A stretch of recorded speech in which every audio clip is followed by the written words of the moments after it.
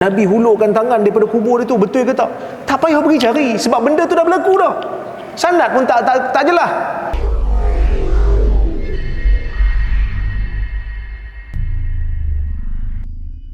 Assalamualaikum warahmatullahi wabarakatuh. Benarkah ada riwayat yang mutawatir tentang Nabi SAW pernah menghulurkan tangan baginda dari dalam kubur untuk bersalaman dengan Imam Rifai seperti cerita yang diviralkan dalam kuliah sebahagian ustaz? Juga dikatakan kisah ni ditulis dalam kitab oleh Imam Suyuti dan para imam-imam yang lain. Pertama sekali, kisah ni memang ada yang terima dan memang ada yang tolak. Ada yang kata kisah ni tak ada sanad pun, macam mana nak kata mutawatir? Dia hanya sekadar cerita. Mutawatir ni apa dia? Mutawatir ni ramai sangat yang nampak, sehingga kita yang tak nampak ni kata mustahil dia orang pakat berbohong. Mustahil, sebab dia orang tak ada kepentingan pun nak bohong. Saya contoh hadis mutawatir, saya nak bagi contoh pada tuan-tuan supaya faham. Kalau saya tanya tuan-tuan, hari ni siapa presiden Amerika?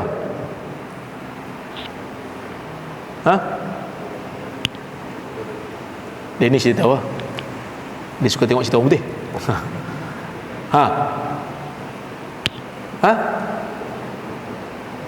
Tahu? Tuan-tuan tak tahu siapa presiden Amerika? Oh, ini betul-betul anti Amerika. Budak-budak ni tahu lah, Joe Biden lah. Itu yang sebutan tu, Joe Biden lah. Sebelum Joe Biden siapa presiden? Bukan Donald Duck, Donald Trump. Donald Trump. Tuan-tuan, siapa bagi tahu kat tuan-tuan presiden Amerika tu Donald Trump dan juga Biden? Tuan-tuan pergi tengok sendiri kat White House. Saya pernah pergi White House sekali je lah seumur hidup. Saya pergi White House, saya tengok tak boleh masuk White House. Jadi saya pun tak nampak siapa presiden. Walaupun dah sampai, kita tak boleh tengok dengan mata kita sendiri. Tapi yang sampai kat kita siapa? Media. Yang sampaikan kat kita siapa? Orang bercerita. Dan media tu pula bukan media Amerika aja, media antarabangsa. Bukan CNN saja, Al Jazeera pun sama. Sampai kita kata, takkan dia orang pakat bohong kot, benda betul ini. Akhirnya kita percaya, walaupun kita tak nampak. Sama macam saya kalau dulu kan dekat UPSI, saya masuk kelas tengok tak ada siapa dalam kelas. Mana pergi budak-budak ni? Lepas tu ramai-ramai masuk. Lepas setengah jam, saya pun dah angin ni. Pasal berlambat? Dia kata, minta maaf ni ustaz, kami tersangkut dekat kampus baru. Sebab apa? Ada aksiden pula, bas tak boleh keluar. Dalam kelas tu 40 orang.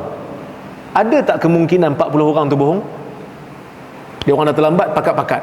Kalau pensyarah tanya, cakap ada aksiden je. Ada kepentingan tak? Ada. Jadi 40 orang saya tak boleh kata mutawatir lagi. Tak boleh lagi. Sebab tu ulama hadis dia tak letak berapa bilangan mutawatir ni.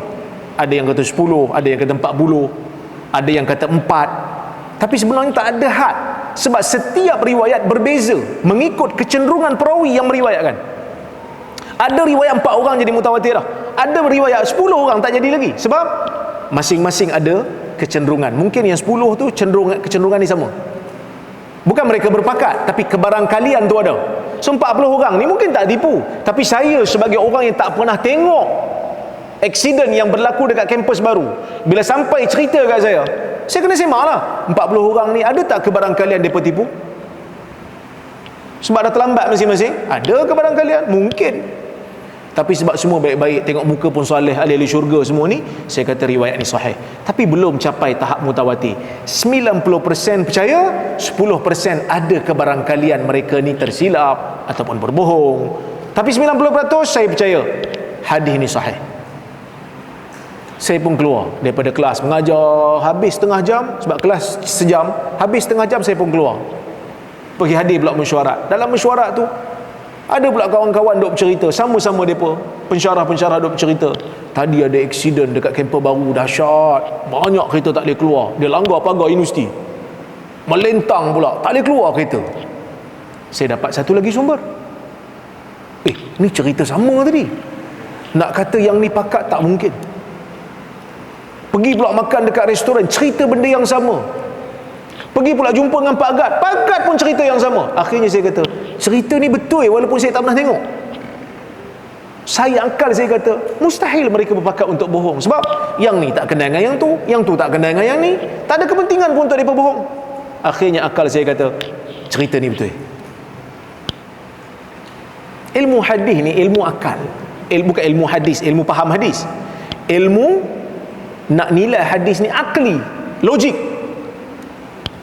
yang kita boleh faham pun. Siapa yang nampak Nabi pergi hulur tangan?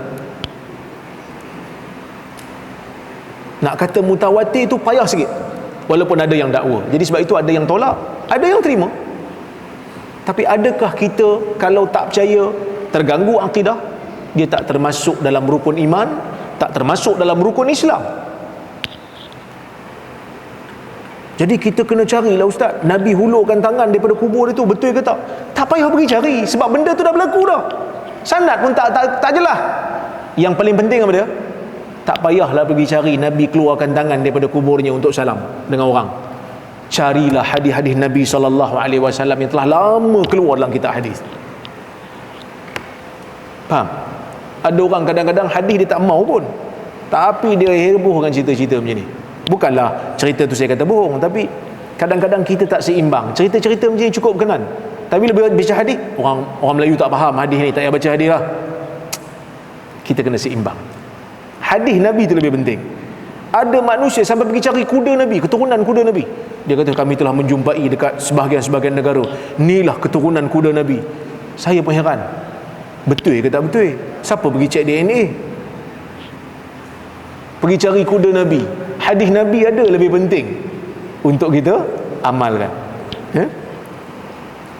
Itu ulasan saya lah.